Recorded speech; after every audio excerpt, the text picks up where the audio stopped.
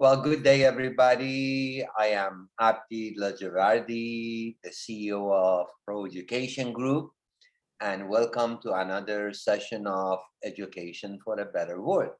Today, we have one of my dear friends and colleagues, Dr. Ray Brogan, that has joined us, and we have him to share with us about his background, his passion, and some of the interesting things that I am sure you are going to enjoy. So Ray, welcome. Thank you. Thank you, Abdi. Good to be here. Ray, it's good to have you on our show. And you know, as I had shared with you before, I am really looking forward to share with our audience about your perspective. And let's start off with your journey, both professional and personal to this point.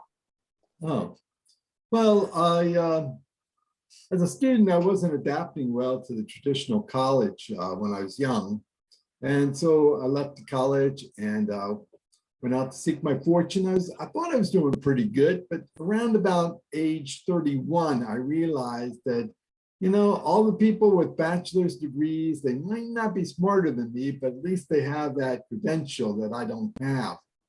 So I went back to school and I took an innovative approach, and I was able to finish up the remaining part of my college degree within a year. And shortly after that, I started graduate school. I went through what's now Excelsior College, relied on taking standardized tests and you know, some other innovative courses.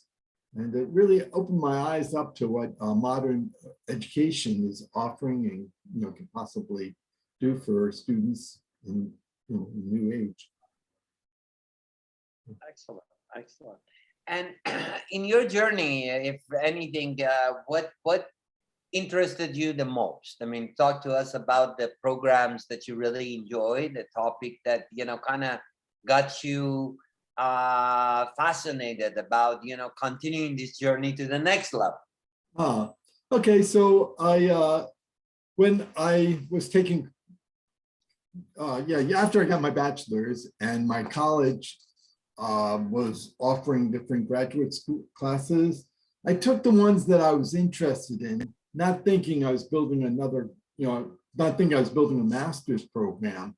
Then after a while, I realized I had enough credits to have a master's, and then I had to search to find what master's all of these various courses fit into.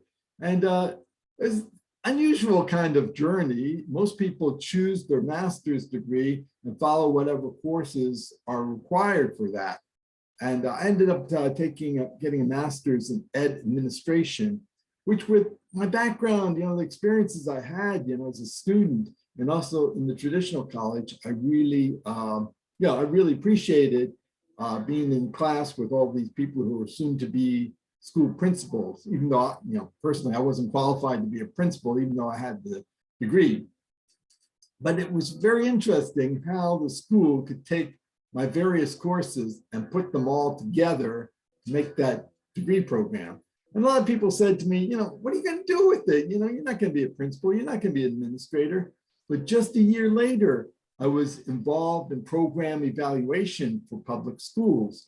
And all the courses that I had about education administration then came back to me. And my colleagues were surprised that I could speak so freely with the administrators and principals, you know, in ways that they could not, because you know, I had a different kind of understanding than they did. And also, you know, I think also, I'm not going to say I was better evaluator, but I think I saw the end result, the value of the end result, more than some of my colleagues who were, you know, just doing what we had to do. So, yeah. Wonderful, wonderful. And maybe, you know, with the exposure that you had, both yourself to various, you know, professors, teachers in your journey, and you know, at the same time working with different individuals now and in the past, how would you define a great educator?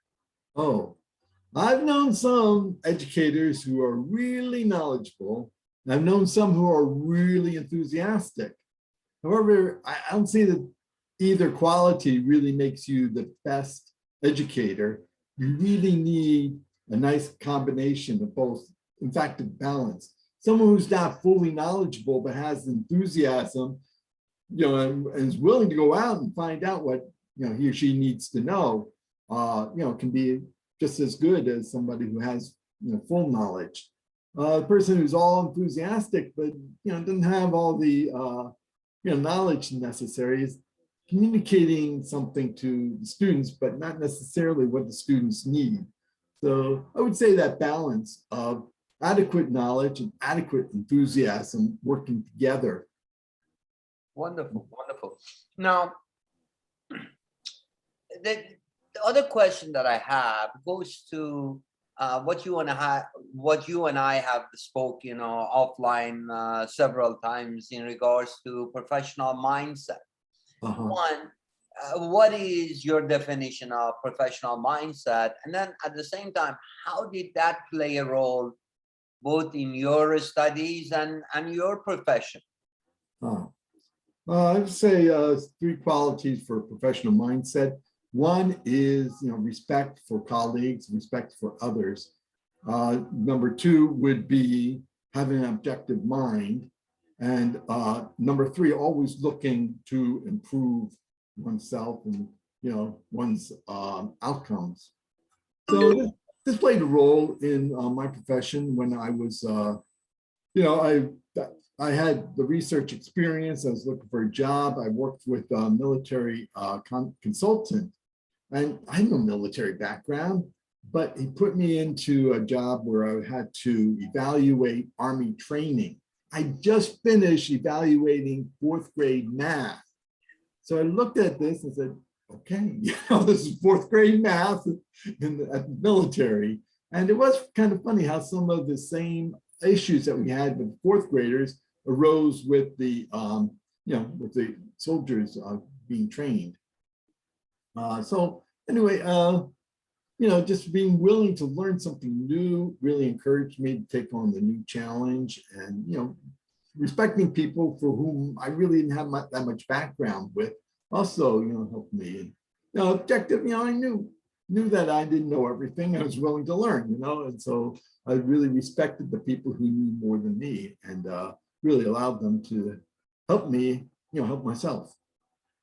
Wonderful, wonderful. Thank you for sharing that with us. And Ray, is there anything else that you want to share with our audience about your perspective, or what you think can improve any classroom setting or any educational institution?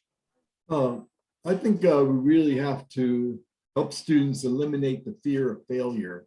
So whether it's in the classroom or in a person's degree program, just got to do the best they can, challenge, something a little bit past their comfort zone, but don't get frustrated if you don't get what you want right away, So, I went in there, I didn't care about my GPA. I just went to see, what I could learn, and, once I got to graduate school, I was talking to, I have arguments with, friendly arguments with people who had GPAs, really high. And, it wasn't always that they had the real life experience. So a lot of people, protect their GPA, or afraid of failing a course, afraid of taking a course because they don't think they can fail it. They just leave that fear of failure behind, do what you have to do, accomplish what you have to accomplish, and should do well. Thank you very much. I appreciate having you on the show, and wish you very well. Well, I'm grateful to be here. Thanks for having me.